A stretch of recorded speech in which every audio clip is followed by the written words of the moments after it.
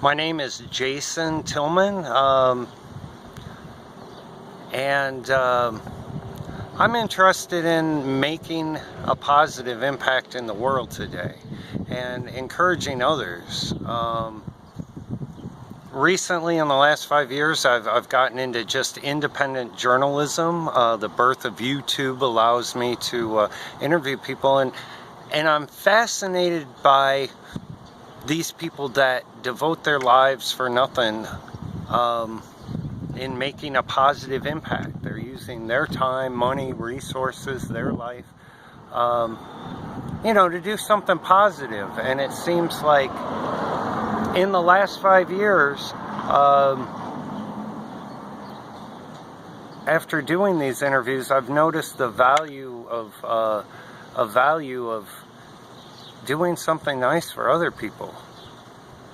It's not just so, it's not like the dollar you leave in the donation booth, but actually going out there and devoting your life, and how much it could be a selfish act.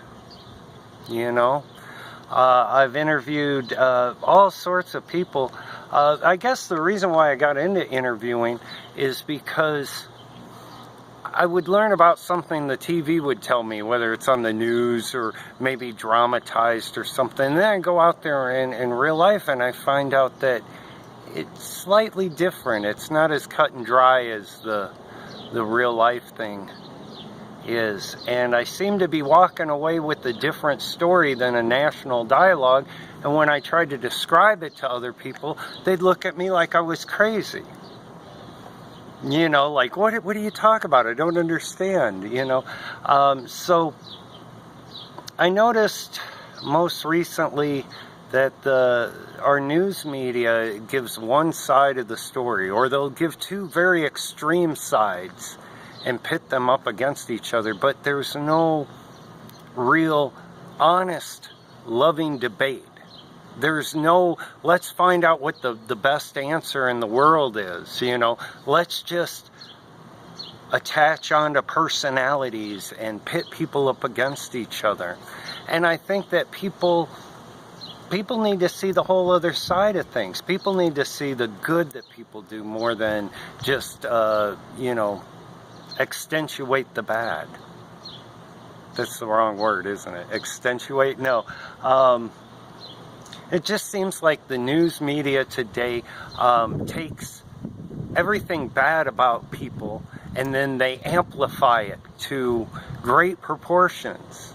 And sure, you get these sometimes heartwarming little human, side stories. But in general, if you go out there and you actually meet your neighbors and you talk to people that are nothing like you, you find they have one thing in common.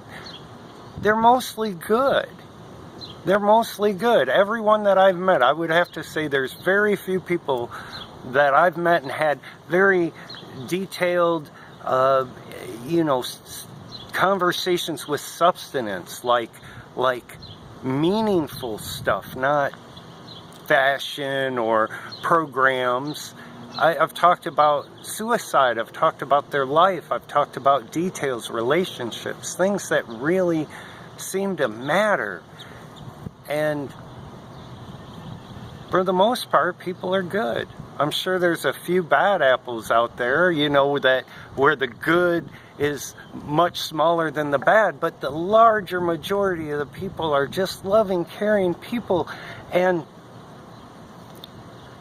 they're confused into believing that they should hate all these other people that they really don't know anything about. They just have stereotypical, preconceptions on, oh, well, this person fits in this group in one aspect, so he must be what the whole group represents. Stereotyping. It's ridiculous today. And the news, our major media news organizations, capitalize on it. I mean, race. I'm a white guy. I'm not supposed to talk about race, per se. But it's interesting. We're not supposed to judge people by the color of their skin. But every time I put on the news, I'm bombarded with a statistic that is only related to the color of someone's skin. In my mind, when I see that, it's like I can change skin color to eye color. And it sounds absolutely absurd. You know?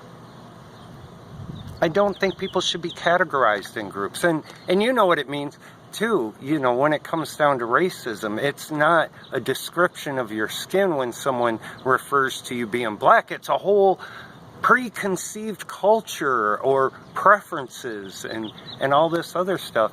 And it seems like today, if you're a white male, there's all these preconceived notions. You know, that you're racist and all this other stuff. But I think the most important thing is none of that really matters. What really matters is the individual. It's so quick to group people into categories. It's like when you meet someone for the first time and you're interested in a relationship. You think they're the most wonderful person in the world. Your mind automatically fills in all the details you don't really know. And about 6 months down the road, you really get to know the person, and then facts actually get in there, you know. I just think it's very important to bring people together. You know, this is all about division, putting us in categories and separating us. We're people. We're generally the same. We have different customs, and sometimes it's a little uncomfortable to get out of your own mind frame and everything you knew in your life and how you were brought up, and then understand somebody else. But having conversations with love and honesty, I come to find out that it's just people. You know, we're all individuals. We're so uniquely different, every one of us. I heard a statistic the other day that scientists calculated the chances of you being born with on that date and with your personality, your genes and everything like that. They said it was 700 trillion to 1, you know. But I find that regardless of whatever category society or the news media or you know, politicians want to put you in, it really does boil down to every single person that I've met has been completely different from the last. You just got to pick their mind. So I think it's very important today to have an objective news media, one that isn't bought and paid for by a consumer, you know, kind of like what you do. You don't make any money off this, do you? No, of course not. And so you have the freedom to do and say whatever you want. You can go wherever you want. You can give them the real story. You have no alternative, you know, motive behind just doing it. You just want the honest. And that's what's really lacking. We don't have criticism. We don't have honest, loving debates. We seem to have been trained to simply panic and start hating, start coming up with assumptions on 2-sentence words. We don't stop to try to understand each other. And I think that it's a very simple thing to do. It's not hard to achieve, though. That makes any sense. It takes time, it takes effort, it takes resources. But if you take the time and effort and resources and stop jumping to conclusions and running on assumptions, you'll find that the individuals that you meet and you really treat them like family will really surprise you. You will challenge any preconception notion that you ever had before. At least that's been my experience. And I think it's wonderful to bring people together. It's just not logical to fight. It's not reasonable to fight over resources and stuff. But it happens, and there's people out there that's all they care about. That's all that matters. But I have to believe that the majority of us act in love. And Ideas are powerful. And I think opening up your mind to different ideas can really refine your own philosophy. That's where the debate comes in. If I got it wrong and someone thinks I got it wrong, well, let's boil it down. Let's see if we can figure this out. Maybe I am wrong. Maybe you're wrong. But either way, you'll have a different perspective on how I feel, and I'll have a different perspective. I'll understand how you feel, and we may walk around and disagree after that. But I think these kind of things really change us in a positive light, and it's a shame that people are taught only to fight and hate each other and not understand each other more. So when I do my interviews, I try to not shove what I see in there or my opinion, but I try to let the viewer listen to the story or listen to what is said and then form their own individual opinion and ideas. And hopefully they see that whoever I'm interviewing is a lot like them in some ways, you know.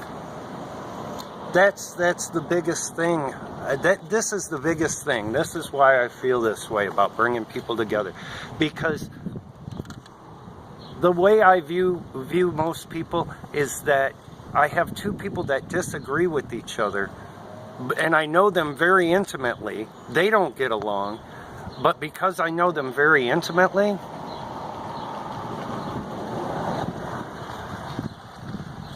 I'm certain of one thing, that the two people that don't get along agree with more things than they disagree. It's like a small little fraction. And I think if we're going to survive as a country, we're going to have to come united. That means we have to have a lot more love, understanding, and these old ancient ideas of logic and reason that apparently aren't taught very much anymore in our world. And that's what I had to say.